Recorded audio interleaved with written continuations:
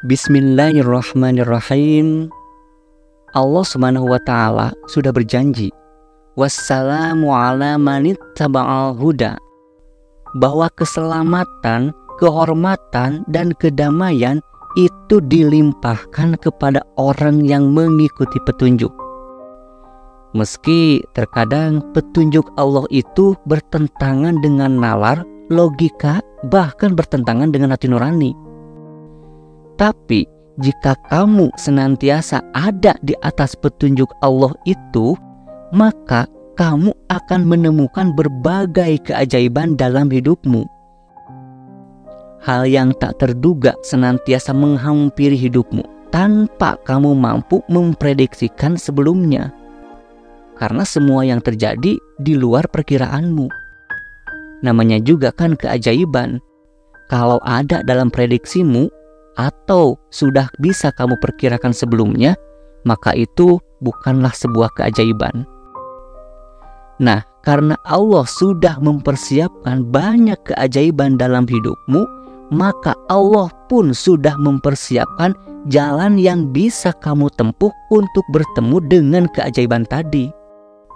Namun sayangnya, terkadang jalan yang sudah Allah persiapkan bertentangan dengan nalar, dengan logika, bahkan bertentangan dengan hati nuranimu sendiri.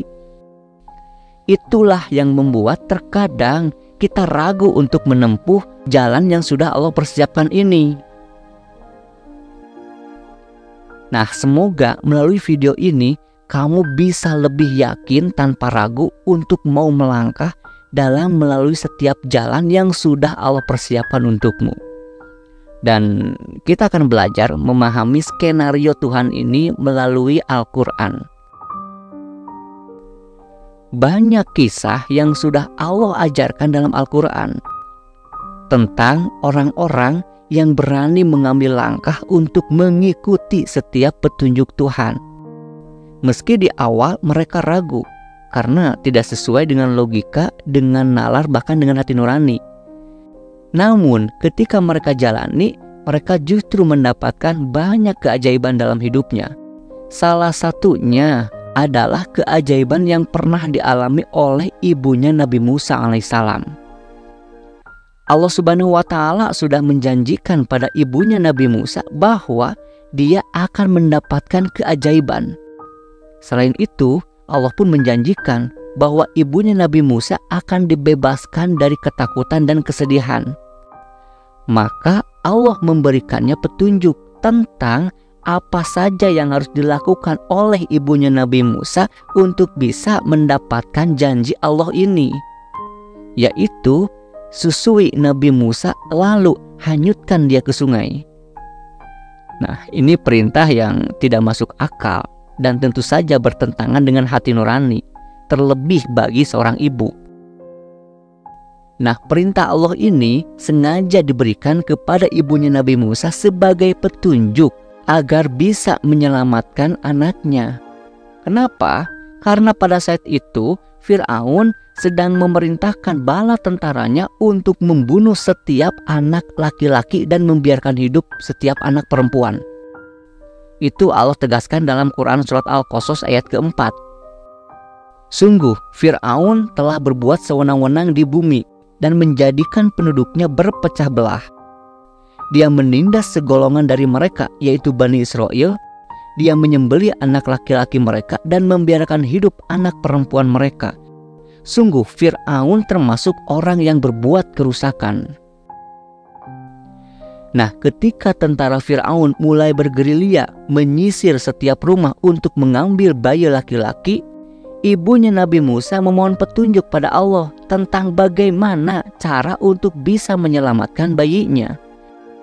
Maka Allah pun memberinya perintah untuk menyusui bayinya. Ada dalam Quran surat Al-Qasas ayat ke-7. Dan kami ilhamkan kepada ibunya Musa, susuilah dia. Mungkin pada saat itu menyusui bayi di saat yang sedang genting tidaklah dianggap sebagai solusi. Kenapa? Karena menyusui bayi itu memang sudah fitrah dan naluri seorang ibu tanpa harus meminta petunjuk Allah terlebih dahulu. maka wajar jika ada perasaan ragu pada hati ibunya Nabi Musa pada saat itu. Jangankan ibunya Nabi Musa yang menjalani langsung kejadian saat itu, kita pun yang mendengar kisah ini pasti berpikir, apa hubungannya? Apakah ada kaitannya antara menyusui bayi bisa menjamin keselamatan bayi itu tidak ditangkap oleh tentara Fir'aun? Tapi karena Allah yang memerintahkan, maka akhirnya ibunya Nabi Musa pun bersembunyi sambil menyusui Nabi Musa.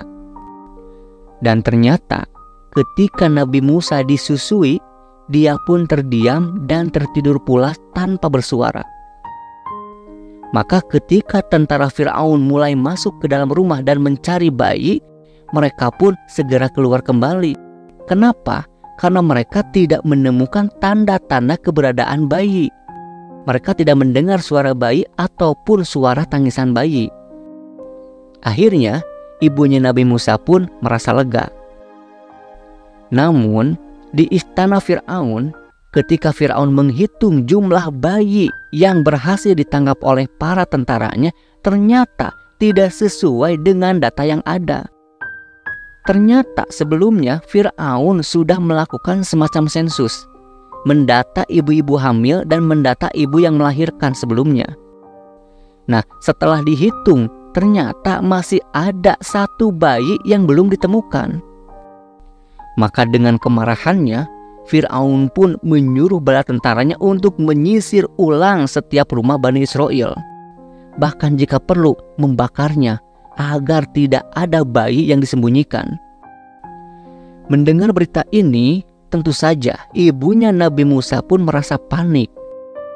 Maka dia pun kembali memohon petunjuk pada Allah. Dan Allah pun memberikan petunjuk dengan memerintahkannya untuk melemparkan bayinya ke sungai Nil. Quran Surat Toha ayat ke-39. Letakkanlah dia, Nabi Musa, di dalam peti. Kemudian hanyutkanlah dia ke sungai Nil. Maka biarlah arus sungai itu membawanya ke tepi. Dia akan diambil oleh Fir'aun, musuhku dan musuhnya. Nah, mendapat petunjuk semacam ini, tentu saja ibu Nabi Musa merasa sangat kaget. Kenapa? Karena perintah Allah kali ini bukan hanya tidak masuk akal, ini juga bertentangan dengan hati nurani seorang ibu. Bahkan Allah menggambarkan bahwa nanti aliran sungai Nil ini akan membawanya ke istana Fir'aun, dan Allah pun akan memastikan bahwa bayi itu akan diambil oleh Fir'aun. Bukankah ibunya Nabi Musa memohon agar bayinya tidak ditangkap oleh Fir'aun? Tapi Allah justru memberinya petunjuk, memberinya jalan agar bayi ini sampai di tangan Fir'aun. Namun karena keyakinan yang cukup kuat kepada Allah, akhirnya meski dengan berat hati, ibunya Nabi Musa pun melemparkan Nabi Musa ke sungai Nil. Dan ternyata memang benar, Nabi Musa ditemukan dan diambil oleh istrinya Fir'aun. Dan dia pun merayu Fir'aun untuk mau mengurusnya dan mengangkatnya menjadi seorang anak. Quran Surat Al-Qasas ayat ke-9. Dan istri Fir'aun berkata, "Dia adalah penyejuk mata hati bagiku dan bagimu. Janganlah kamu membunuhnya. Mudah-mudahan dia bermanfaat bagi kita atau kita ambil dia menjadi anak." Nah, atas rayuan dari istrinya ini, akhirnya Fir'aun pun menyetujuinya. Namun tiba-tiba Nabi Musa pun menangis karena lapar. Ya wajar saja ya, karena sudah berjam-jam hanyut di sungai Nil. Namun yang jadi masalah adalah tidak ada satu pun perempuan yang bisa menyusui Nabi Musa. Karena setiap ada perempuan yang akan menyusui Nabi Musa, pada saat itu juga Nabi Musa pun menolak dan menangis. Dalam Quran Surat Al-Qasas ayat ke-12 Allah menjelaskan, "Dan kami cegah Musa untuk menyusu kepada perempuan-perempuan yang mau menyusuinya sebelum itu." Nah, akhirnya Fir'aun pun mengumumkan kepada seluruh penduduk Mesir dan memberi kesempatan kepada perempuan-perempuan Bani Israel bahwa siapapun yang bisa menyusui Nabi Musa maka akan dijanjikan kehidupan yang layak. Nah, berita ini pun terdengar oleh kakak perempuannya Nabi Musa.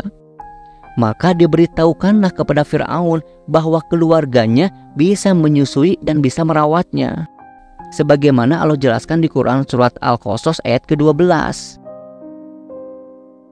Maka berkatalah dia, saudara perempuannya Nabi Musa, maukah aku tunjukkan kepadamu keluarga yang akan memeliharanya untukmu dan mereka dapat berlaku baik padanya? Akhirnya dipanggillah ibu perempuan ini, yang padahal dia adalah ibu kandungnya Nabi Musa. Namun Fir'aun tidak mengetahuinya. Nah, ketika tiba ibunya Nabi Musa dan pada saat Nabi Musa disusui, maka Nabi Musa pun terdiam dan tertidur pulas. Akhirnya diangkatlah ibunya Nabi Musa ini sebagai pengasuhnya Nabi Musa. Allah tegaskan dalam Quran surat Al-Qasas ayat ke-13. Maka kami kembalikan dia, Nabi Musa, kepada ibunya agar senang hati ibunya dan tidak bersedih hati, dan agar dia mengetahui bahwa janji Allah adalah benar. Dan ayat inilah yang menegaskan bahwa Allah benar-benar memenuhi janjinya. Nah, semoga ini bisa menjadi pelajaran dan kamu pun bisa mengambil hikmah dari peristiwa ini. Intinya, teguhkanlah hatimu. Senantiasa istiqomahlah untuk berada di atas petunjuk Allah, yaitu Quran dan Sunnah.